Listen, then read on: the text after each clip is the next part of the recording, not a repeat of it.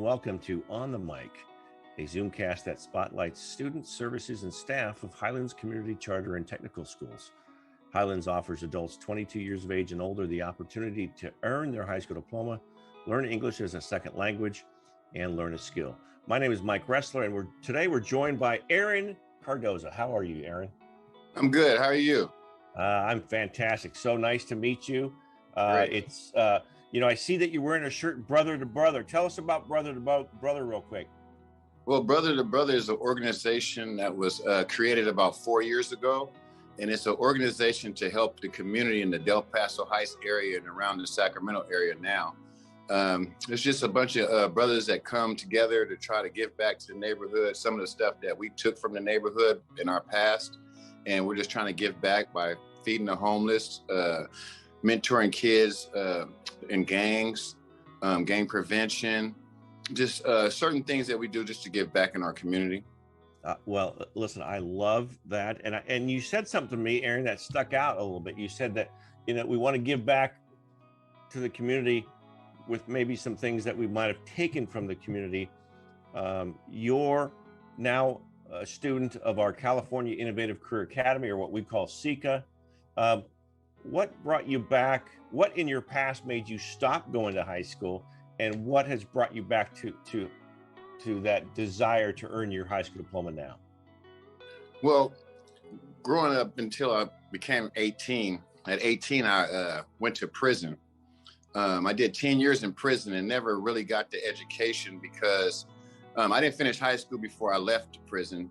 And then when I went to prison, I didn't have time to sit in a school. I was more or less trying to protect myself around other cats that was in prison. So I didn't get an education. When I got out, I still wasn't thinking education. I was thinking of how to survive and how to create, a change for myself, for the better. And then maybe about 2 years ago, your program had came to us on Clay Street with neighborhood wellness. And Gina Warren was a part of that program and asked if, anybody that didn't have an education or a high school diploma or GED, would they like to go back to school and receive that? And being in the field that I do with Brother to Brother, with mentoring kids and telling them to be good and stay in school, hey, I had to get my education too, right? Can't tell them not to do theirs and I don't have mine. So that was...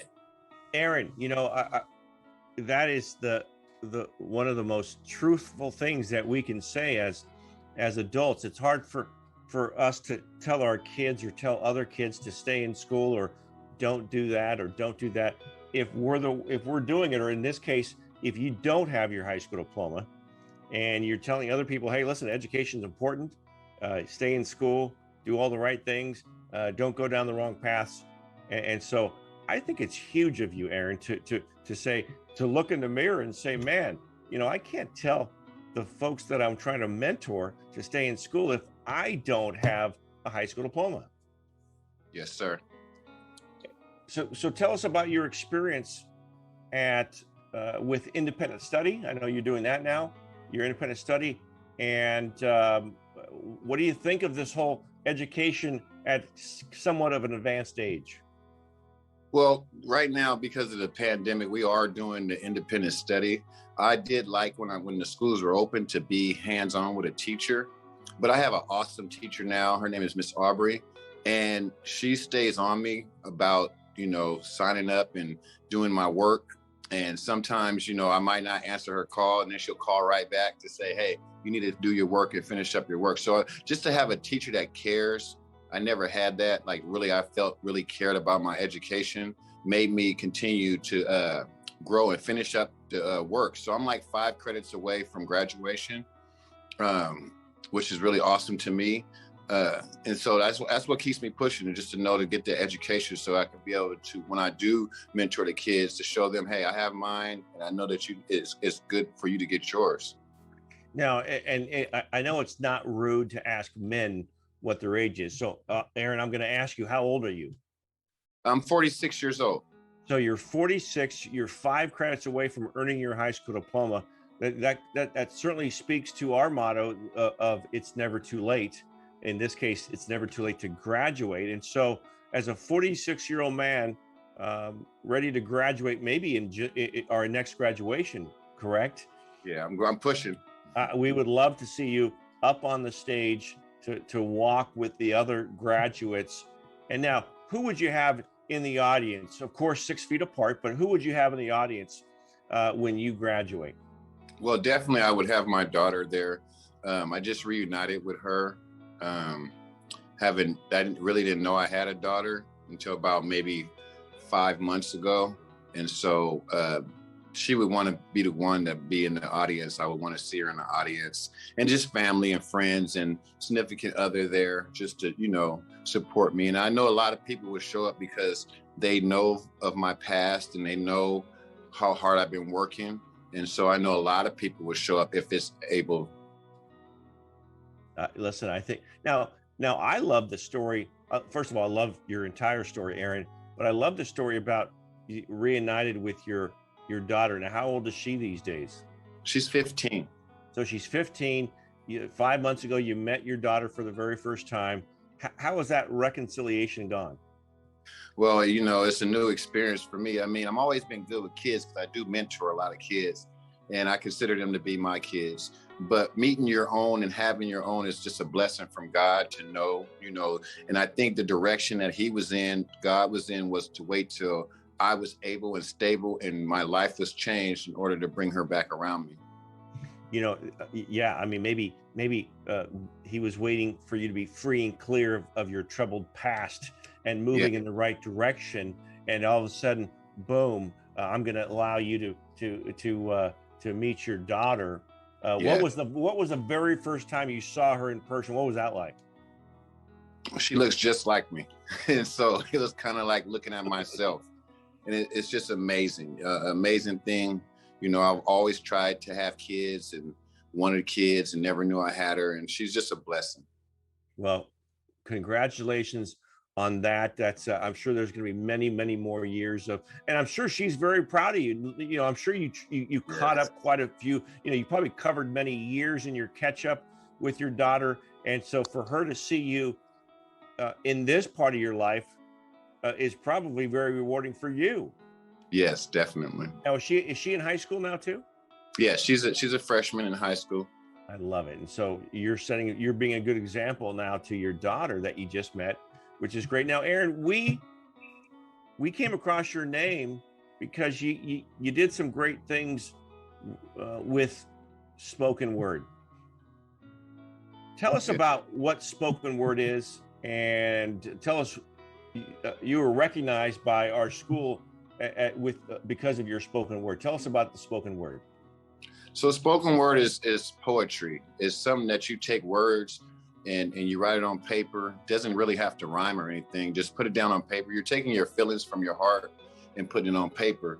And that's what I teach the kids in the schools when I'm working and mentoring with them, how to take their pain and turn it into poetry. You see, I grew up in like foster care, so I didn't really have my mom and father around. So, more or less was a lot of pain there, a lot of stress. I never wrote poetry in prison. It all came when I got out of prison. Just something different. I went to a poetry place, a spoken word venue, and it was real nice, candle lit, and I liked what they were saying. And so from there, somebody asked me to write a poem, and I wrote a poem and came back and recited it. And the expressions and the feedback from the audience just had me keep writing. That sometimes that motivates us, right? When others like what they're seeing or hearing from you or as a performer, and it motivates you to continue to write and to share.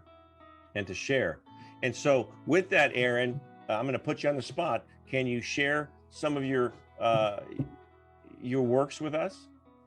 Sure. So this poem I'll do for you right now is called "You Just Have to Figure It Out."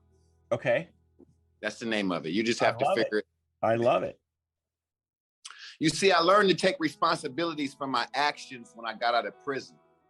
I was the type that didn't listen. Now I pay attention. I understand my life, so I don't need intervention.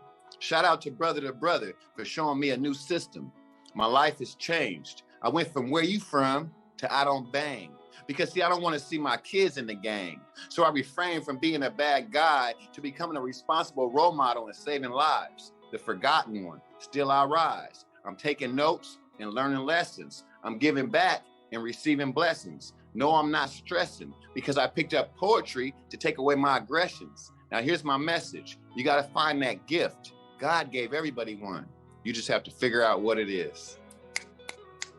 Man, I tell you what, and I'm not joking with you, Aaron, right now. I had chills on my arms listening to that. I had chills on my body listening to that. That was so impressive. I appreciate that. My poetry is, I consider it to be street poetry, more or less down to earth. Like you have to feel it from the soul, because it comes from the soul. It comes from truth. It comes from what I see every day and how I feel about life. And that's what poetry is. That's what spoken word is. Spoken word is what you feel. You write it on paper. I just make it rhyme a little bit so it can sound a little bit, they can hear it, but it doesn't have to rhyme. And right, but here's what that did for me, Aaron. I think that, and of course, I think, man, everybody needs to hear your message because that's impressive. And now, is that something that once you write it, that you take it to memory? Yes, I try to remember all my poems. I have over 100 and something poems in my head because I might be caught on the spot like you just did, and I don't have time to run to no paper, so I keep it up here. I mean, that's very similar to, and I'm amazed by this, Aaron, that performers like yourself can remember, say, over 100 of your poems, or artists and performers who sing can remember all of their songs. I mean, that's, to me, that's very similar to what you just did, that you just pulled one out and you had no problem basically performing. Yes, and that's just, it's called a gift that God gives you.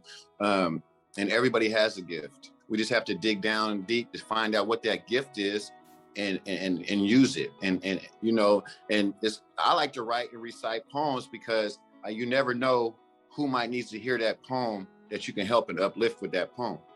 Well, I think, Aaron, everybody needs to hear that one that you just performed. I think that is so unique and elegant in the way that it came out of your mouth, and you can hear where you put some emphasis in on some of those areas in that, and I love it. I hope that we can share that, maybe even down the road. I may call on you again, Aaron, to say, listen, I'd like you to share this with a group of students or a group of folks.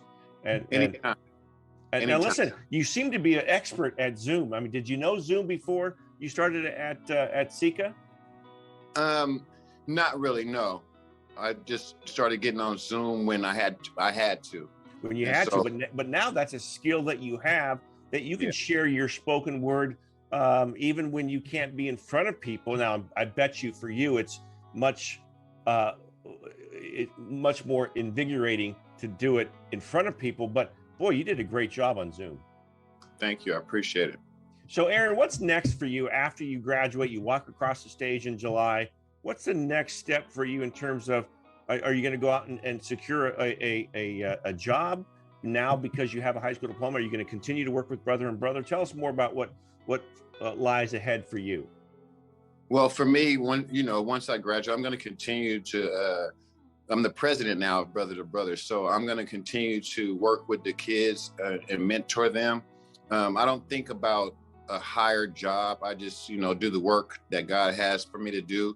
And it's to save lives. I am going to go off to college. I want to get a little bit more education with college and try to get a business and marketing degree and try to get more into that so I can start businesses and things like that. But other than that, it's just, hands on the ground and just, digging in to try to stop the gangs violence in Sacramento.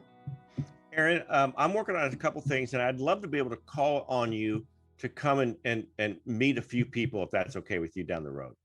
Anytime. Because I would love to share you with others, because I think you are amazing. Anytime. And I just actually finished and published my first book. It's called The Forgotten One. It's The Forgotten One, Aaron Cardoza, and it's on Amazon. So anybody can check it out and grab that first. Check it out. I think I'm going to go buy that today.